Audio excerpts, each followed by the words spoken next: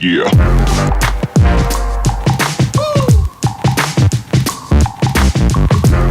Seja bem-vindo, seja bem-vinda, aqui é Vasco, eu sou o Marques, videozinho quase que especial, quase que extraordinário, precisávamos vir aqui, o pior aconteceu.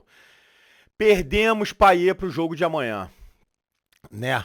Eu acho que a gente tem que falar muito. Primeiro eu queria pedir para que vocês ativem aqui o sininho, compartilhem os nossos conteúdos, sigam a gente lá nas redes sociais, @SerVascoOficial, mesmo modo oficial é o Oda Ser Vasco. Então sigam a gente lá, se inscrevam, ativem aqui o sininho, divulguem para os amigos vascaínos, para os nossos conteúdos serem cada vez mais divulgados. Mas vamos falar da bomba do dia, né? Que é o Vasco perder Payet para o jogo de amanhã. A gente que já vinha falando muito na questão da falta de reforços, né? Do Vasco não contratar reforços para o setor ofensivo. E aí a gente sempre fazia esse adendo, né? De que a gente ficaria muito preocupado se a gente perdesse o Payet ou o Verratti, né? A gente sempre citava esses dois jogadores, porque são os dois principais jogadores do setor ofensivo. Como que seria se a gente perdesse um deles, né? Que o Vasco não teria substituto, que o Vasco já está com dificuldade para poder escalar ali, tanto que vem colocando o David de forma insistente, mesmo sem ele estar performando. E o que seria do time do Vasco se a gente acabasse perdendo Payet ou Verratti? Olha que eu tô falando que a gente projetou isso, ó, lá com uma Série A já pelo meio do caminho. A gente falou muito de prioridades de jogos, que o Vasco teria que abrir mão deles, eventualmente numa suspensão, né, por cartão, a gente chegou a mencionar. Agora, uma porrada dessa, rápida e imediata, a gente não esperava. Realmente, ficar sem o Payet para o jogo de amanhã, eu acho que o Vasco tem alguns prejuízos grandes. Obviamente, o primeiro deles é o técnico e direto, né, em prol do time.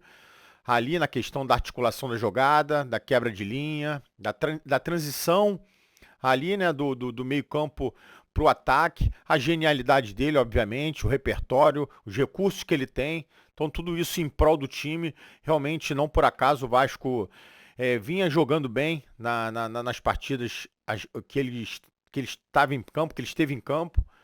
E realmente o Payet é um cara que vem botando o Vasco numa prateleira acima do que o time talvez tivesse.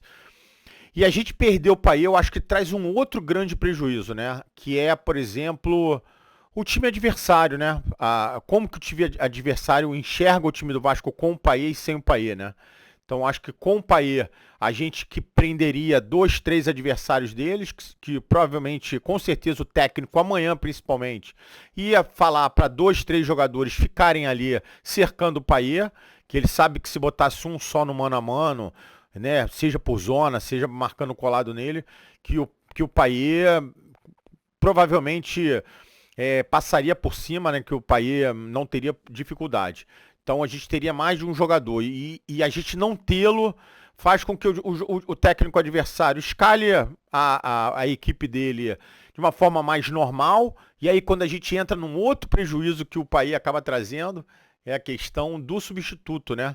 A gente não tem, é o que eu comecei esse vídeo aqui falando agora, que a gente não tem substituto nem pro Payet nem pro Verratti. A Verratti que a gente falou até no vídeo de mais cedo sobre o tal do André Silva que pudesse vir para ser um reserva dele ou para jogar do lado dele e já caiu praticamente, né? Me parece que ele preferiu ir para o São Paulo por uma questão de Libertadores, enfim, de visibilidade.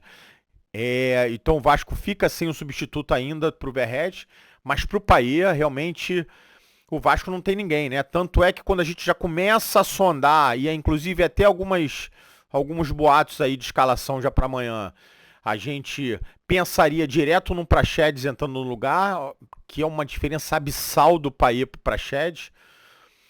E inclusive numa mudança tática, né? Que a gente já começa a ver o Vasco, inclusive, com 3 atacantes para amanhã, né? Então ficaria ali o meio-campo, né? A defesa mais do que definida, me parece, né?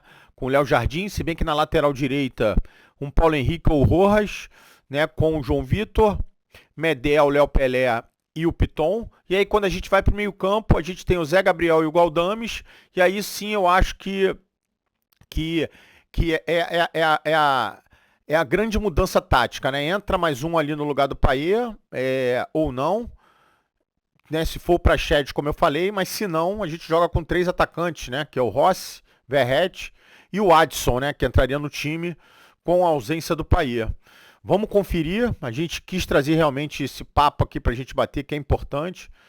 Eu já estava muito preocupado com o jogo de amanhã com o Payet, né, por todas as circunstâncias, né, de ser um jogo que os caras encaram como uma guerra, da injeção financeira, né, da motivação financeira, principalmente pelo lado deles, por uma questão de visibilidade, por uma questão de presença da torcida que vai lotar o estádio, e a maioria deve ser deles. Conhecer o estádio, conhecer tudo, então tudo isso já traria já um desafio pro Vasco. A gente ainda tem agora a porrada de ficar sem o Payet.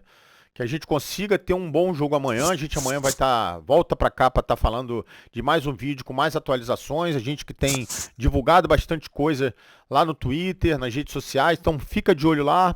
De novo, queria pedir para que vocês ativem aqui o sininho, sigam a gente lá nas redes sociais e compartilhem aqui os nossos conteúdos e vamos aguardar, porque eu tô preocupado, mas vamos aguardar. Vasco é Vasco, gigante é gigante, vamos ver como é que fica, tá? Queria agradecer a todo mundo, de novo desejar uma ótima segunda-feira, uma ótima semana pra todo mundo e aqui é Vasco, porra. Quer um delivery de qualidade no conforto da sua casa? Liga pra gente, 988-128-435.